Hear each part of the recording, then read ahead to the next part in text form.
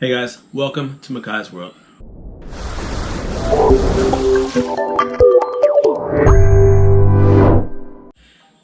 So there's been a lot of change since our last update just 2 days ago about what's happening here in Costa Rica and the Caribbean with the coronavirus. Don't want to get you alarmed because overall everything is still pretty tranquilo here. Everything is mellow. Everybody seems to be in a pretty good mood.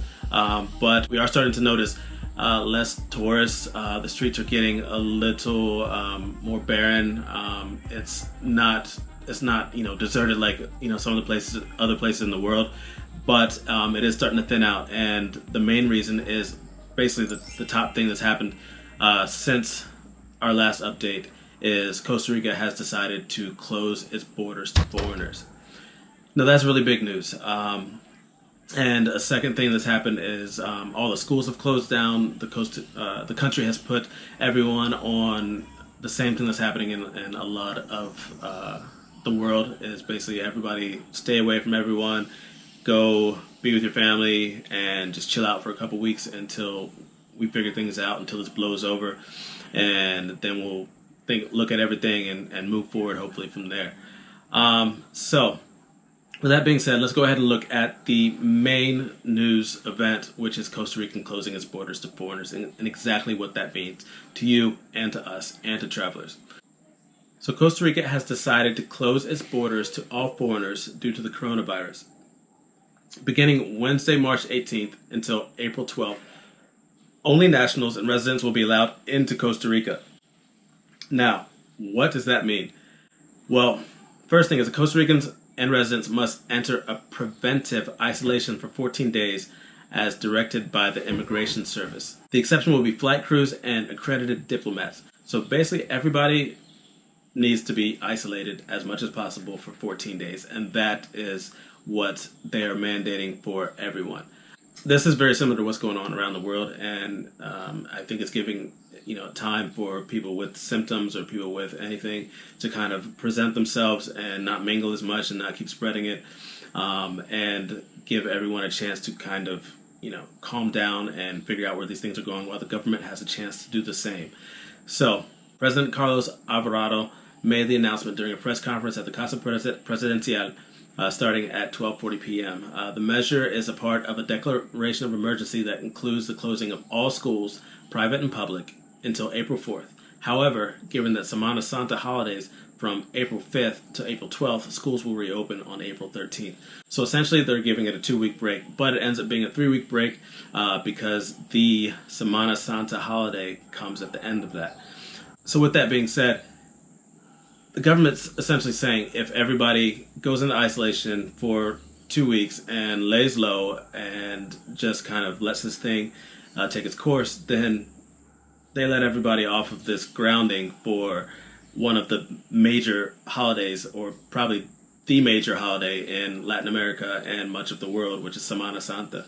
And it goes neck and neck with New Year's Eve. So those are the two biggest holidays. So if everybody just chills out, they're saying, all right, in 2 weeks, you guys can come out and party hardy for Semana Santa. We'll see how that goes.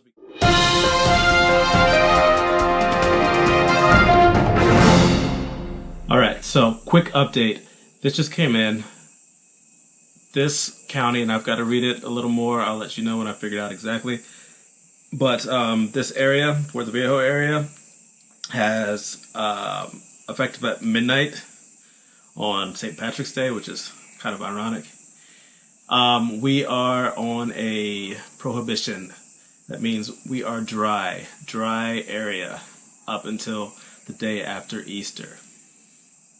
We'll get into this at another time about what that means and why, but that just came in, so I'm out.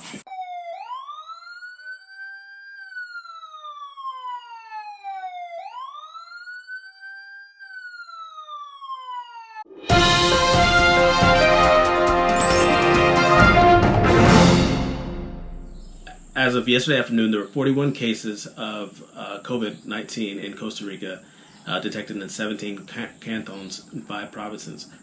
So basically 17 counties, 5 provinces, there are 41 cases, 32 of them adults, 5 older adults, 4 minors. So essentially, biggest news, 2 weeks, everything's down, nobody's coming in. But what exactly does that mean for the people that are already living here? That's a big question for especially the people that might be listening to this, because there are a lot of non-residents and a lot of travelers that are coming through this area that may be even stuck here. So let's take a quick look at what this means through a Tico Times article. So Costa Rica has decided, because of this mandate, to extend tourist visas for foreigners in the country. Essentially what they're saying, because I've read this quite a few times, they're saying that anyone that has entered the country since December 17th, anybody that has entered the country since December 17th of 2019 can stay here legally until May 17th. That extends the visa, because a normal visa is 90 days on a tourist visa, but that's going to expire for some people during this if they have chosen not to leave. But they're saying that they're going to extend that to whoever is here. They can still stay here legally, so you're not going to be in the country illegally while this happens.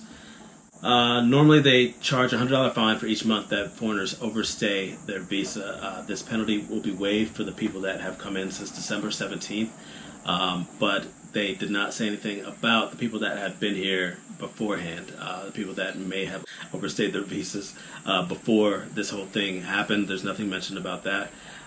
So that's kind of up in the air. And also, there's also a thing with when you live in Costa Rica, you have a valid driver's license from another country as long as your visa is valid. So they're wondering if the Transito, which is the transport police, if they are going to respect that these visas are extended. And I would assume that they will, just because that is kind of really dick to not do that. But I've seen worse. I've seen crazier things happen around here. So that is how that works for the people that are in the country now, that are in the country legally.